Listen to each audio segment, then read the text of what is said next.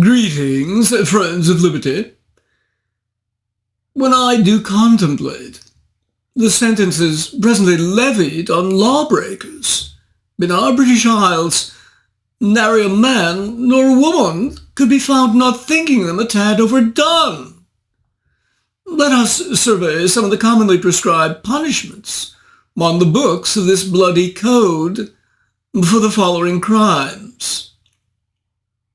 For that of grand larceny, that is, for the theft of an item worth more than a shilling, death by hanging. For cutting down a tree, death by hanging.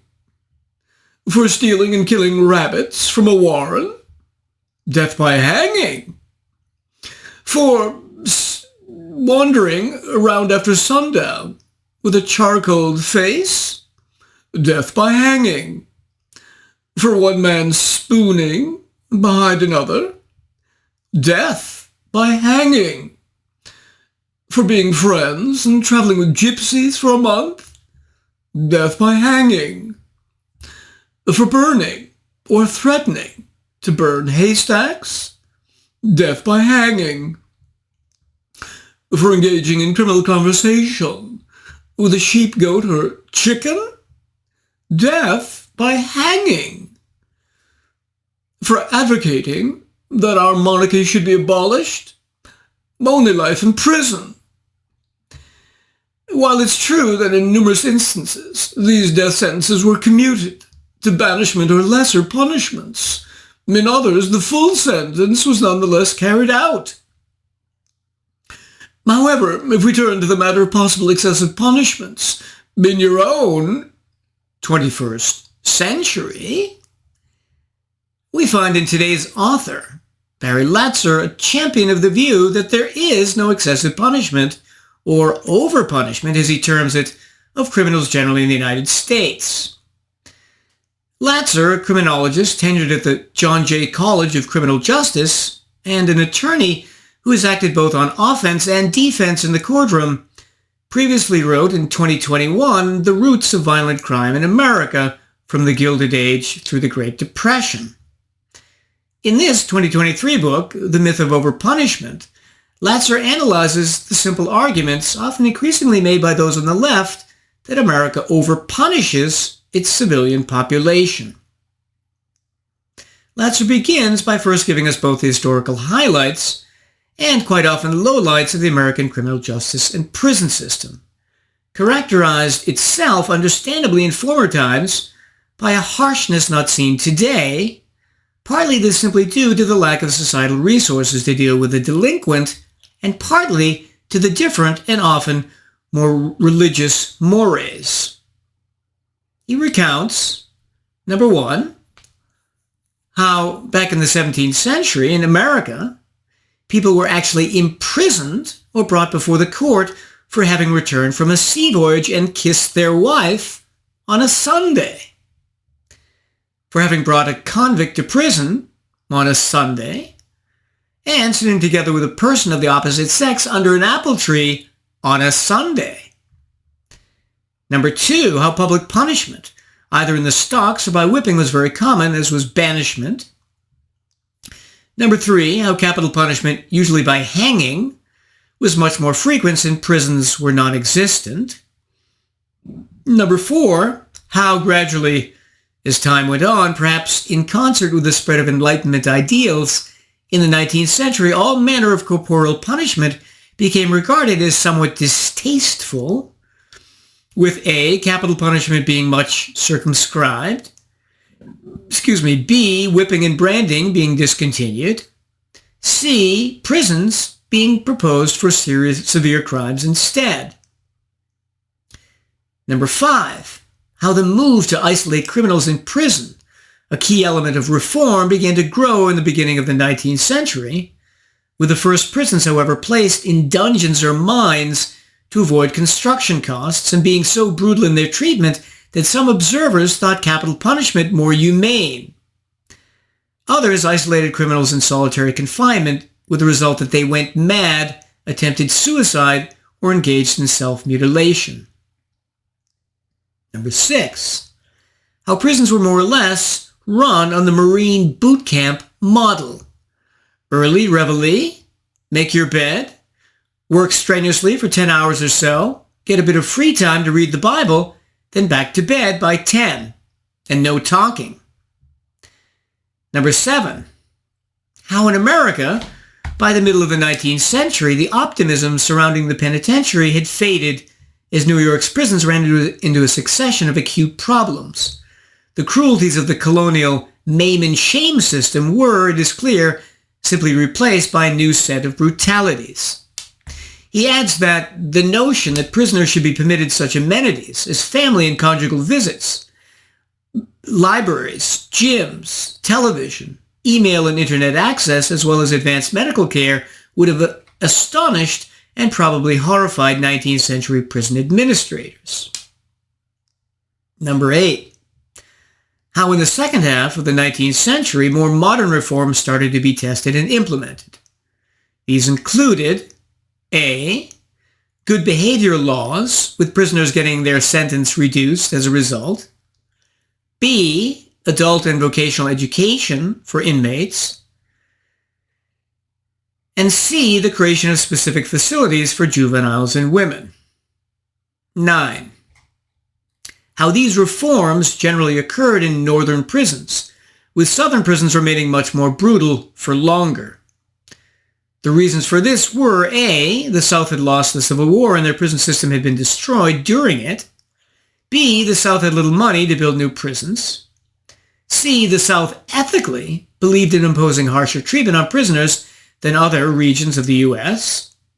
And D, the psychology of slavery still expressed itself in the convict lease system, whereby black prisoners, often simply guilty of vagrancy, would be worked for profit in farms or mines, their working conditions approaching those experienced during slavery, with malnutrition, exhaustion, and disease rampant. Number 10, how when the progressive era arrived at the turn of the 20th century, another set of even newer reforms were tried. These included A, variable sentencing, dependent on the individual progress of a prisoner towards rehabilitation. B, the greater use of parole if a prisoner seemed rehabilitated, at least to a certain degree. C, the creation of what is now called reformatories, an example being New York's Elmira Prison, with prisoners here being given 1, added benefits and achieving higher status the more they complied with the prison rules, 2, an exercise room, and 3, sports teams. Number 11, how the advent of prohibition. With the advent came a massive increase in federal and state prisoners, their number climbing 76% between 1923 and 1931. Number 12, how in the South, given the continued lack of money and their religious theories of punishment, even the partial reforms that had been enacted at prisons like Elmira remained untried, and instead prisoners were used in extensive road gangs and in more prison farms, although these were gradually phased out in different areas of the South between World War I and II.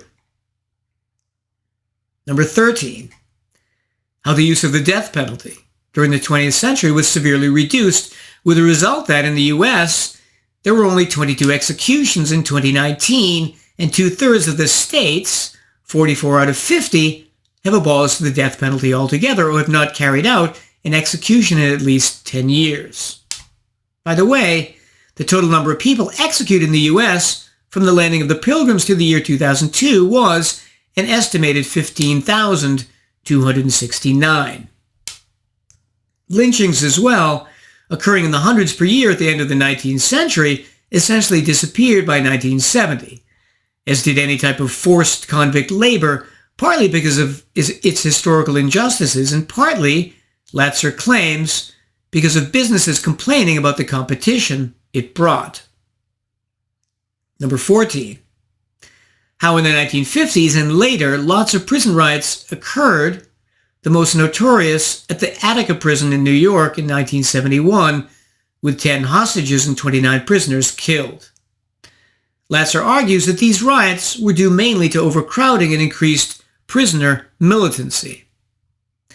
Also at about this time, the prisoners' rights movement took off, which changed attitudes and power relationships within the prisons.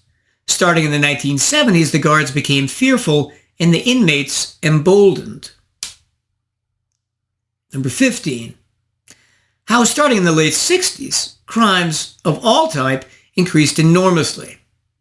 As Latzer says, from the low point in 1961, 158 violent crimes for every 100,000 Americans, to the high point in 1991, 758 violent crimes per 100,000, the rise was an astonishing 380%. Between 1970 and 1995, a staggering 540,019 Americans were slain. Number 16, what was the response of the country to this enormous increase? After an initial lag, in which the percent arrested who were incarcerated actually dropped from about 26 to 17%, it gradually started locking up the increased number of criminals. This was accomplished by A, increasing funding from the federal government, B, increasing the number of prosecutors, and C, building more prisons. At least partly as a result, by the mid-1990s, the crime rate peaked and then fell steadily until recently. Having completed his history of crime and punishment in the U.S. from the days of the Puritans until President Biden's era, Latzer now turns his attention to the basic claim made by liberals that the book was written to address. Whether, given that America has the highest incarceration rates of any developed country, it is overpunishing its population. Let's look at some of the charges that liberals raise and Latzer's responses. Liberal claim number 1. While not serving their time in prison, enormous numbers of people are on probation because of nonviolent drug possession or trafficking charges. His response? While it's true that while there are enormous numbers on probation, about 3.5 million people, 3/4 of all probationers were not sentenced for drug offenses. Liberal claim number 2. Michelle Alexander, who wrote the book The New Jim Crow, argues that violent crime is not responsible for mass incarceration. She here focusing on black incarceration. But Latzer points out that if all blacks who committed nonviolent drug crimes were removed from the state prison system, which holds close to 90% of all U.S. prisoners, out of about 410,000 black state inmates, only 52,000 are there for these nonviolent drug crimes. Thus, removing these drug offenders would only reduce the black state prison population by 13%. And the percent of black state prisoners in prison for crimes of violence, 62%, contrary to Ms. Alexander. Liberal claim number 3. Police patrol black communities more than white because of racism. His answer, and the obvious one here, is that police patrol black communities more because more crimes are committed there. In other words, the police are trying to prevent crimes against blacks. So a typical online stat is that in 2016, according to the FBI, the homicide rate among black victims in the United States was 20.44 per 100,000. For that year, the overall national homicide rate was 5.1. For whites, the national homicide rate was 2.96 per 100,000. So the black homicide victimization rate was almost 10 times that of the white. Liberal claim number 4. Ibram Kendi, among others, argued that because of systemic racism, the police focus more on street crime committed by blacks and ignore white-collar crime more committed by whites. But Latzer points out that blacks also commit more white-collar crime than whites do. Liberal claim number 5. America overpunishes because it incarcerates people much more than European countries do, by some measures more than 4 times. Latzer's reply here is that if you have more crime, which the U.S. does, then it needs more punishment. So, for example, murder rates for the U.S. presently are over 5 per 100,000. But in Germany, Denmark, the Netherlands, Poland, Hungary, Austria, Spain, Iceland, Norway, Switzerland, Italy, and Ireland, the murder rate is under 1 per 100,000.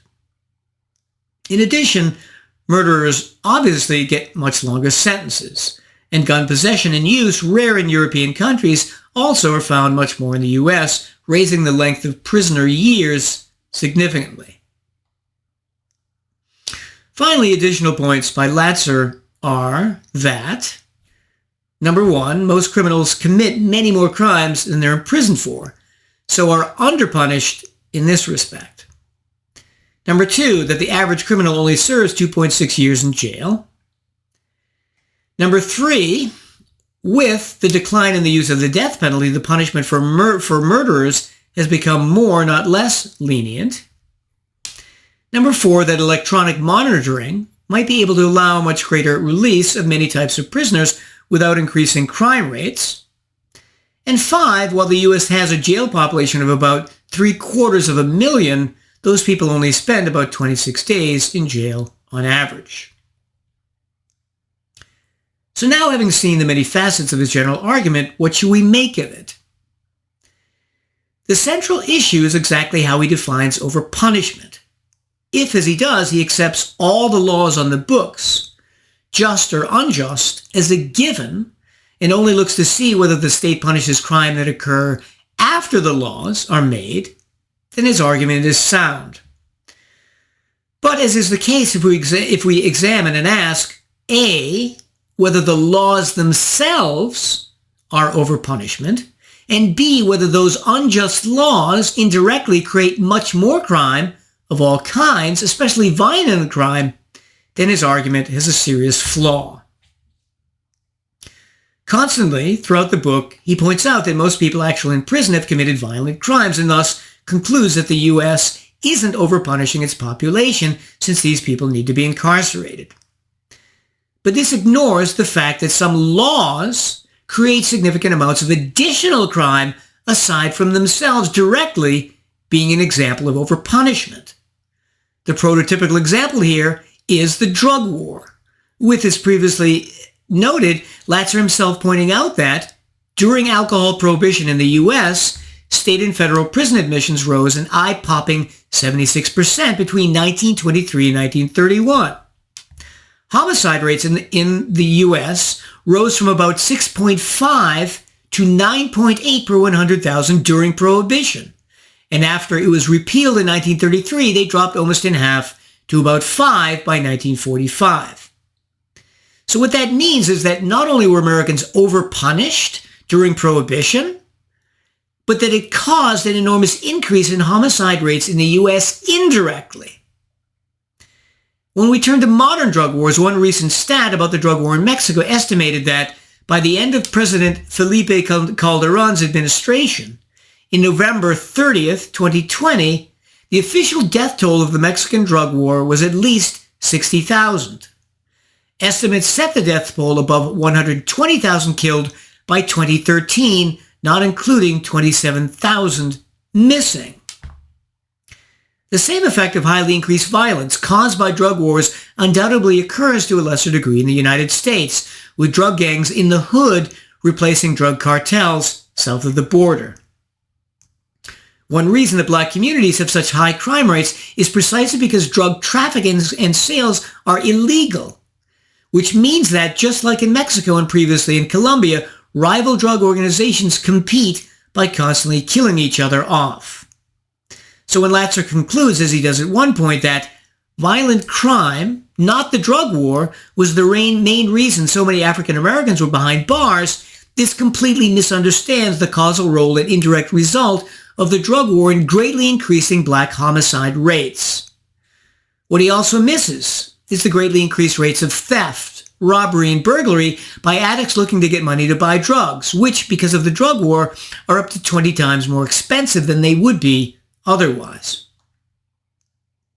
A second unjust law is the law against gun possession, which lack of serious crime to many crimes, whether they be of possession in and of itself or possession by blacks in many democratic inner cities trying to protect themselves and their families from drug dealers and other criminals.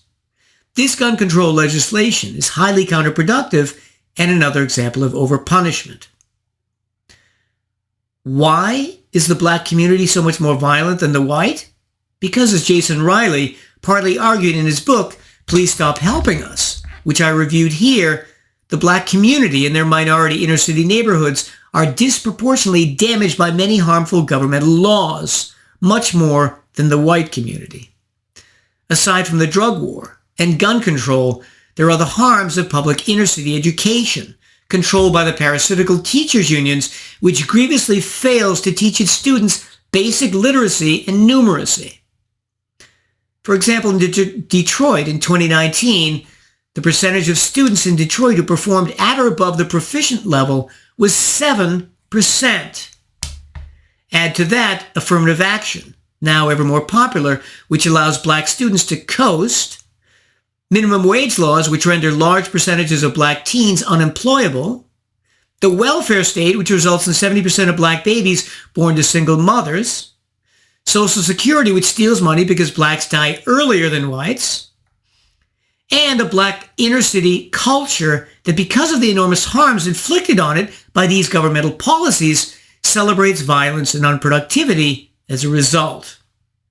Remove all this horrendous accumulation of destructive laws, and the black inner-city community would become much less violent, more productive, and start to change its culture.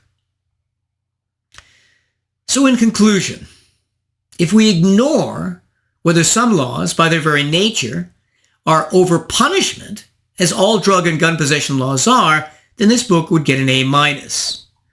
But if we include the reality of the enormous harms and violence, both direct and indirect, created by laws that attempt to punish behavior that should be left unpunished, then this book gets a C-. Very happy for my part to be living in 18th century England, where we can smoke, drink, and ingest whatever we like without the state criminalizing our behavior and creating enormous additional harms. I bid you well and remain the Scarlet Pimpernel.